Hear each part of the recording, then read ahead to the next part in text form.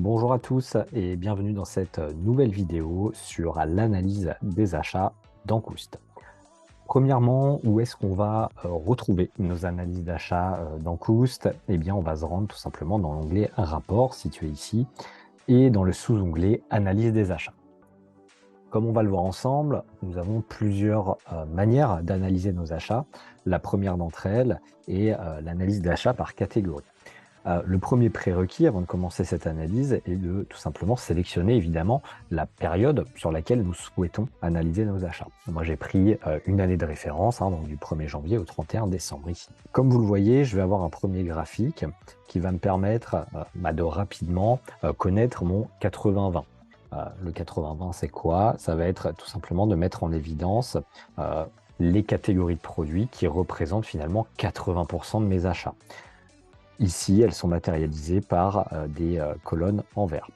Donc, c'est évidemment sur ces catégories d'achat que je vais vouloir prioritairement faire une analyse un peu plus poussée. On va se rendre d'ailleurs tout de suite sur ma principale catégorie d'achat, qui va être finalement la catégorie visiblement ici poissons et fruits de mer.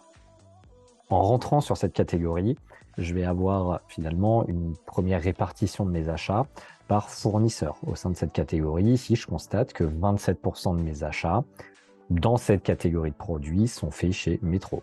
Et si je veux rentrer plus en détail, je vais cliquer ici sur les 27% d'achats chez Metro et ça va me permettre de regarder au détail quels sont évidemment les produits que j'ai commandés chez Metro et évidemment leur valorisation sur la période, ainsi que le pourcentage que cela représente dans mes achats. Ensuite, le deuxième axe d'analyse, ça va tout simplement être d'analyser nos achats, mais là directement par fournisseur.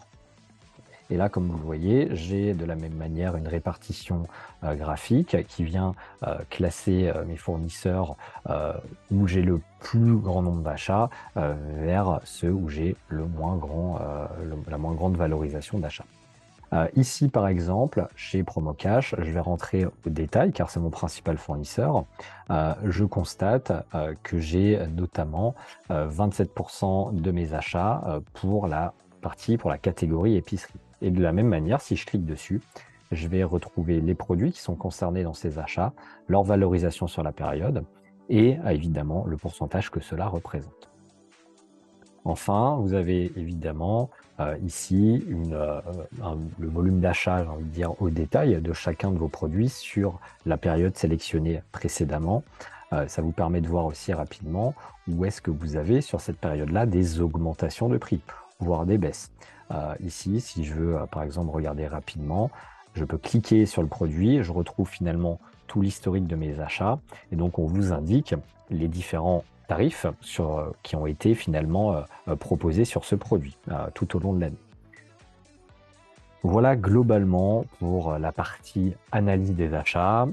J'espère que c'était clair. En tout cas, moi, je vous remercie d'avoir regardé cette vidéo et je vous dis à très bientôt.